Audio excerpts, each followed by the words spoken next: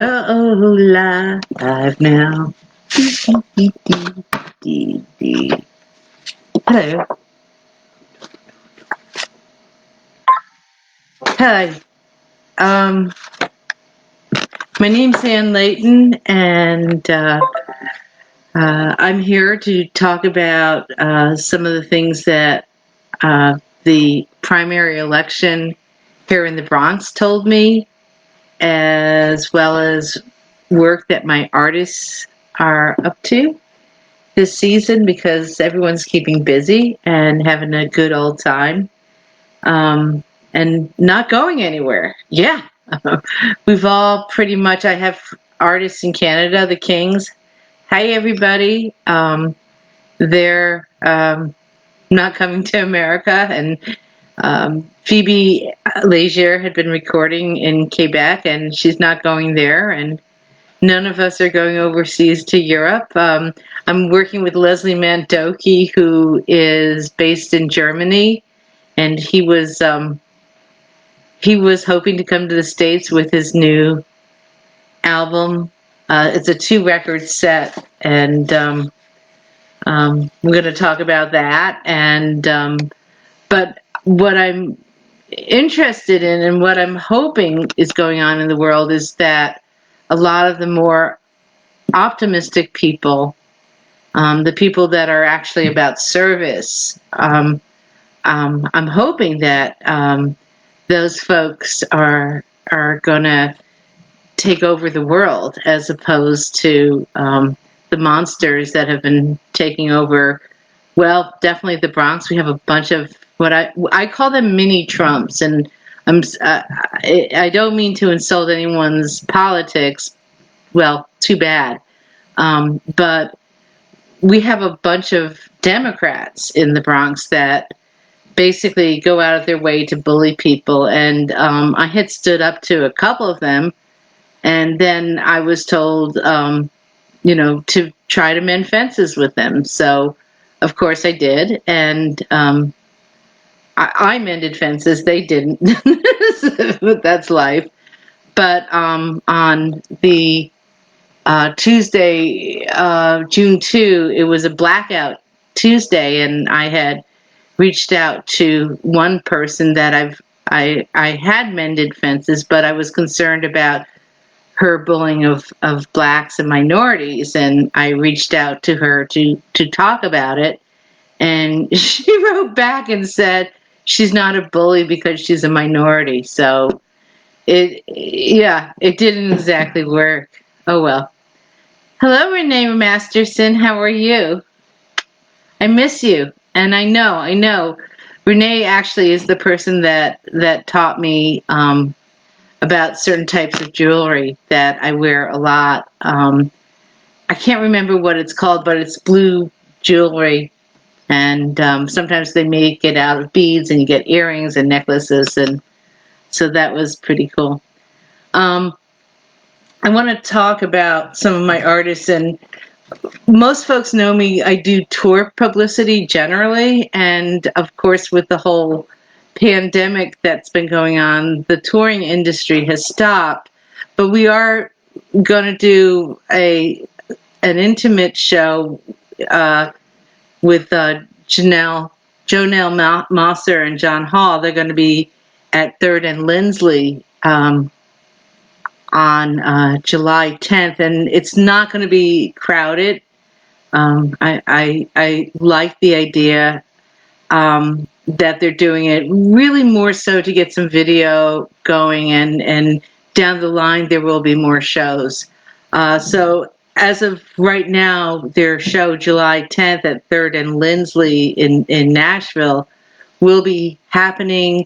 I'm pretty sure that John's going to be wearing a mask most of the time. You can sing with a mask. I mean, I talk when I'm wearing the mask. I go out, and actually I wear 2 masks when I go out in my neighborhood.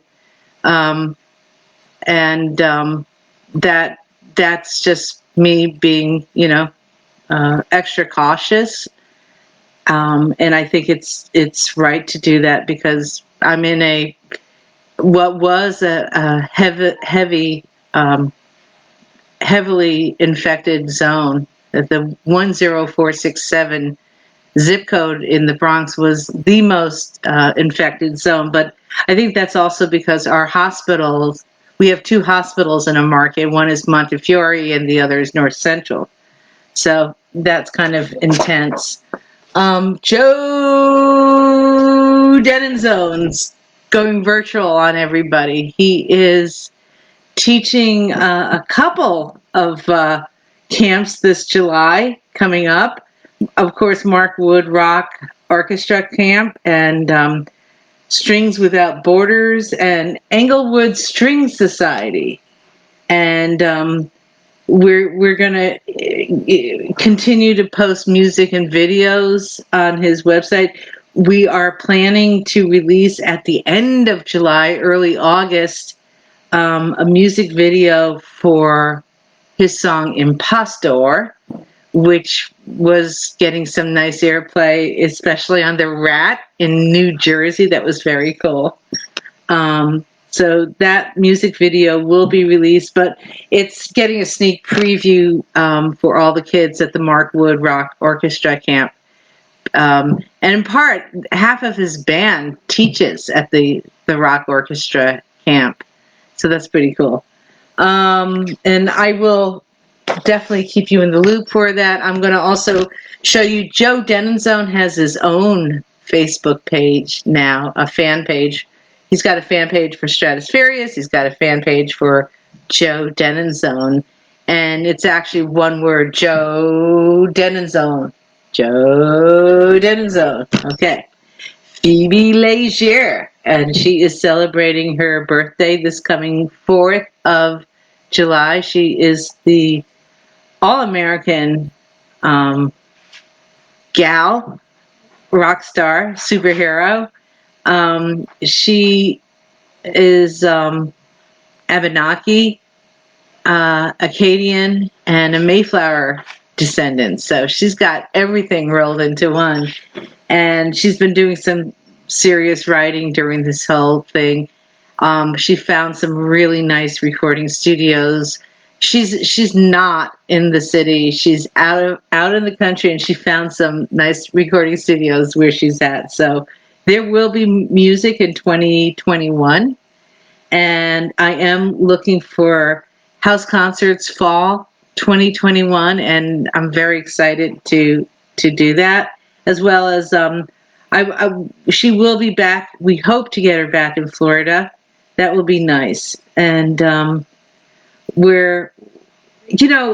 think one of the great things that these breaks do is it gives us time to get quiet, to plot things, but also to create things and see what the muse tells us about ourselves. And I certainly have been writing in a lot of poems and rap lyrics, believe it or not. I'm 62 years old and I'm a rapper. But if you think about it, with my history, I live in the Bronx. I'm into the spoken word. I used to hang out with the different rappers here in the Bronx. I'm attracted to the speaking voice, so it's just natural for me. And I learned how to rap from folks that were successful in their field. There's a guy named the Kangol Kid that did a lot to teach me how to rap, and another guy called Cold Rock the DJ. And so I'm interested in co-writing with rappers, female rappers from the Bronx, and folks that are into topical music. So if you do have friends, that would be really nice if you could network us. And I'm a pretty good writer. I'd love to share some of my recent rhymes. What I will do is post a private link to my rap song, Meth and the Single Girl. And that's making the rounds in production houses in Cape Town and in Johannesburg, South Africa. My publisher is based in South Africa, but we do have U.S. marketing for it. But I like the sound that we got. And I actually stole a lot of my rap style from a South African rapper from Cape Town named Jack Parrow. Not Sparrow, Parrow. So, hello, Shelley Fromm. I'm here and I'm listening in. Thank you so much, and I love to be listened to, and I'm sure that we're going to talk some more. So that will be fun to hear your voice again, and we could probably be partners in crime. Who knows? So I'm working a 2-record set for the next couple of months. I'm going after big media, the hip media, the songwriters media, folks that would love, and I know they're out there because we're getting Spotify plays and we're getting YouTube plays. There's a gentleman named Leslie Mandoki, and his double album set is called Living in the Gap and Hungarian Pictures. And the music has some great range. And people on the album include Ian Anderson and Chris Thompson, as well as Bobby Kimball and many others. The Breckers, Randy Brecker is on it. Leslie Mandoki's Soulmates, and I'm working that with a great team. The publicist is Billy James, and the radio promoter is Powderfinger and Cleopatra Records, which I understand is part of the Sony machine. Sony Orchard machine is doing tons of marketing. And my job for Leslie Mandoki's Soulmates, or Mandoki Soulmates, is to work both hip media and talk media. So that's pretty cool. I'm going to post below an interview that Leslie just did with Talkers magazine, believe it or not, because like I say, what he's doing is really important. It's related to the whole COVID battle and also unity. And unity is really important. So we're working on him. And I really like him, and it's great. And he also has a great story. He grew up in the Iron Curtain in Hungary, and he loved classic rock. And he decided his big goal was that he would someday work with a lot of classic rock and jazz and progressive music legends that he loved. And that did include the late Jack Bruce. It did include also Greg Lake. So it's a small world. And Jethro Tull, that was one of his most favorite bands. So of course, Leslie and I hit it off. So that was pretty cool. Another great dream for me is to work with Sharon Katz and the Peace Train. And she just did a lot of work with school children in the border in Tijuana, Mexico, and they worked on new music together. She was there to coach children virally through the computer on music, and there are plans for more new music from Sharon this year. And the album will include, of course, songs with the kids, as well as songs from Side by Side, which got some nice attention. So it's pretty cool. I'd like to. I also in addition to me, I want to say this. In addition to me wanting to write rap songs and soul music, R&B with Bronx artists, especially women and topical people. That's really where I'm at. I'm working on an album or an EP. It's a spoken word album about evolving and trying to discern the difference between self-improvement and growth versus going off the deep end. And it's based on a lot of personal stories that I've been going through and writing ideas, thoughts that I've collected. And I am loving the writing process. And one of the songs that I just finished is something I'll be going into the studio for. It's a rap song, and it's based on something from my childhood about the Underground Railroad that I had written a folk song. So now I put rap lyrics to it, and the original song was The House That Stood Alone. And as a lot of people know, I've been going through, why can't people work together? Why let's develop allies. Let's help each other. And that's like exactly the same thing that all the budding Martin Luther Kings and Pete Seegers and the up and coming Gandhis, the next Jesus people, the next, people that want to make the world a better place. It's like you want to work with people. You don't want to fight alone.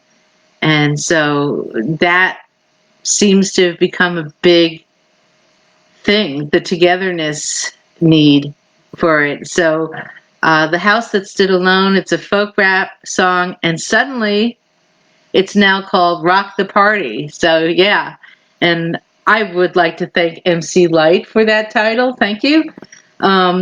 She had Rock the Party as a hook in one of her songs. The Kings are on hiatus as far as live shows go, but I'm gonna just press and post their song switching to Glide, This Beat Goes On, below, because it's such a great hit. And I like writing back and forth with them, and we're gonna have a good time. That's for sure. So one of the things that I've been saying about the world, we're going to talk about the Bronx election, because I don't. I've been saying this for years. When you see negativity in the world versus positivity, and you see people literally go downhill, and these are people that were really disciplined at one point in their lives, and suddenly they become crazy. And I've seen this with everybody. I've seen this with mommies. I've seen this with friends, best friends, and it's something like where you're trying to get everyone to wake up and pay attention, and you're the only one that's speaking up about it, and it gets to be hard. But it's really it's not that person's fault per se. Well, it is, but it's not. It's more so what is going on in the world, and it's part of the sickness that we got really since September 11th, because I distinctly remember my community becoming more negative. We have a lot of Islamic run delis here in the Bronx, and a lot of the, former army guys that might be drinking a little bit too much would go into the delis and just start yelling at them. And this type of negativity has continued, and I've seen people that don't drink talking about how the world is and how it would be better without immigrants and stuff like that. So this has been continuing, and you have Hispanic people bullying black people, and not all of them, but you have minorities being negative. And the election results, the one of the more shocking races was this gentleman, Reverend Diaz, who has always been in Congress. And a number of people just had enough of him, and a bunch of different progressive type candidates ran against him, because Reverend Diaz was very anti everything. He was anti-gay, anti-funding, and he's a Democrat. All right. And we do have a horrible Democratic Party called the Northwest Bronx Democrats here in my own neighborhood, that has a bunch of people that go around the neighborhood bullying minorities.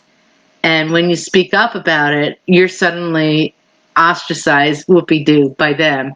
But most of the neighborhood is aware of this negative treatment. And these are people that claim to be about public service. They claim to be about kindness. So we had this race, the primary, and about two different candidates got more votes than Reverend Diaz. And one of them, the one that got the most votes, was a gay, black, Hispanic guy named Richie, Ritchie Torres, and he beat the bigot that was running for office. So that was really a sign, as well as other people beating candidates like Jamel Bauman beat Elliot Engel, even though all the progressive parties here in the Bronx endorsed Engel, because that was like, oh yeah, he's a longtime representative, but people had issues with him. So what we're having finally are people that don't have ego problems, that are about public service, that are winning. And that really should be a sign to a lot of the bullies, and I don't care if these bullies are representative of any minorities, even women, even fat people. What you need to do is, especially if you're a minority, you should be learning to treat people respectful, because you're the one that's being bullied. And your problem when you're being bullied is that you're trying to take your negative behavior out on other people. And what you want to do is reverse the negativity. You want to take a breath and go, oh, right, I don't like being treated like this, so I'm going to speak up and I'm going to learn to be decent to people. I'm going to let the person that bullied me know that that person shouldn't be bullying me. And then I'm going to say to that person, do you recognize this behavior? I want you to think about it and get back to me if you're willing to have a civil dialogue, that type of thing. I think it's possible to be positive. I think that if you may not change the mind of someone that bullied you, but you may find other people that reflect your beliefs because you're speaking up. That is certainly something that happened to me when I spoke up against the woman that had bullied the black people from my neighborhood. It ended up to be really encouraging, because most of the people in the community were like, wow, you said something that I've always wanted to say, and I never liked that person when they came to the store, whatever. So it's like, it's important to be able to tell the truth. I don't know if you get Netflix. I've been watching the TV series Anne with an E, which is about Anne of Green Gables. But that whole TV series on Netflix, Anne with an E, is about standing up to bullies, recognizing bullying, and it's also about what trauma can do to a person, positive and negative. So, I mean, when I first started watching the show, I was like, wow, this is pretty dark. She's kind of a negative person. She's lost. She's dwelling on her trauma. And then I just started to realize that, well, no, she is showing her emotion. She's showing how sad she is about the world. But that's what we're watching her change and evolve and fall in love with the outdoors and fall in love with herself and learning to love herself is the greatest love of all. Yeah, but it is, and that's also learning to love yourself. That this is something I've been on a personal campaign with the masks in my neighborhood, trying to encourage people to wear a mask. The hype campaign about that has been ridiculous. The hype campaign is, well, you don't want to give whatever you might be carrying to other people, so put on your mask. No, you want to protect yourself, so put on your mask. That type of attitude. Looking at the questions. Hi, Kurt. How are you? Renee is asking, when I speak of spoken word and rap music, do you actually memorize the lyrics or not? In time, I memorized the lyrics. when I record the songs, when I record the poetry, and I play it back because I'm trying to figure out how to edit it and make it sound good. After a certain point, I'm going to memorize it. But while I'm recording it, I haven't memorized it. I apologize if this sounds like an odd question. It's because rap seems to move too fast or so fast. What made you decide to turn your song to rap if it was already folkish? Okay. So yeah, rap can be fast. Rap can be slow. It's talking in rhythm. What made me decide to turn my song to rap if it was already folkish? Okay, so the first song I wrote was in high school, and it was called "The House That Stood Alone," and it's really short. Each verse is short.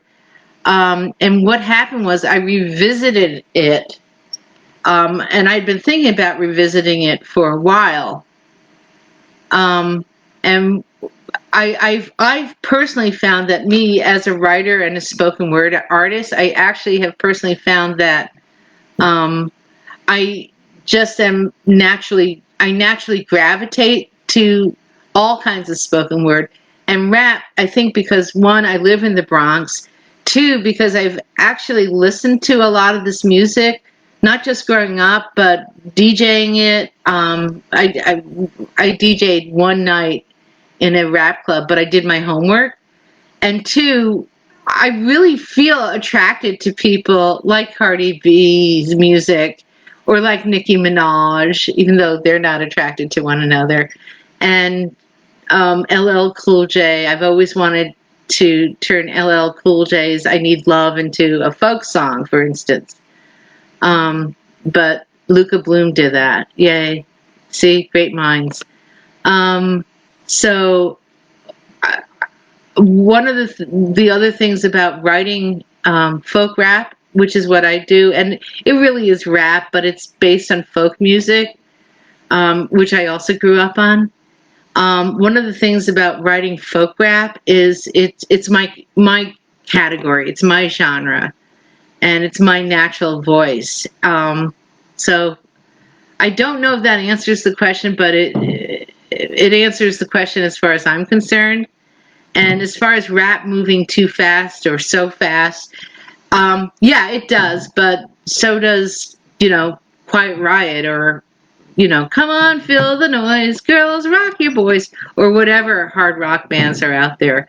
Rap is a youth music, so youth music is gonna move fast. Are my songs youth music? They might be, and I might not know it. I might end up to be like one of the older hit makers. Who knows? Who knows? I'm dreaming. Dreaming is real. So I want to thank everybody for this, and this is fun to do this. We're going to do this. The next one is going to be July 26th. Sunday, July 26th, I'll be doing this again. And then midway in July, I'm going to be doing a video related to the Leighton inclusion. So that might be fun. So thank you very much.